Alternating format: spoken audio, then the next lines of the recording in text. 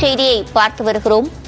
கோடை வெயில் காரணமாக தற்போது சுகாதார பணியாளர்களுக்கு அறிவுரை வழங்கப்பட்டிருக்கிறது. வெளியில் சென்று மேற்கொள்ளும் பணிகளை காலை 11 மணிக்குள் முடிக்க வேண்டும் என்று மருத்துவ பணியாளர்களுக்கு பொது சுகாதாரத்துறை அறிவுரை வழங்கியிருக்கிறது. இது தொடர்பான கூடுதல் விவரங்களை செய்தியாளர் ரகுவரனிடம் கேட்கலாம். ரகுவரன், என்னென்ன அறிவுரைகளை வழங்கியிருக்கிறார்கள்?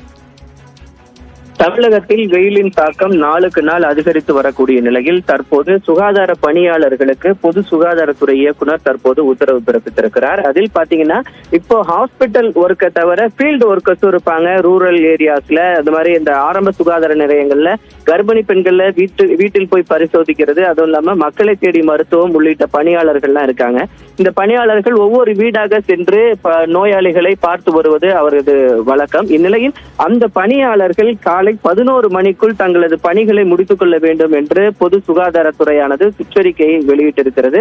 குறிப்பாக பாத்தீங்கன்னா இந்த இம்யூனைசேஷன் சொல்லக்கூடிய இந்த தடுப்பூசிகளை குழந்தைகளுக்கு போடக்கூடிய இந்த பெண் உதவி செவிலியர்கள் கூட யாருமே 11 மணிக்குள் தங்களது பணிகளை முடிக்க வேண்டும்.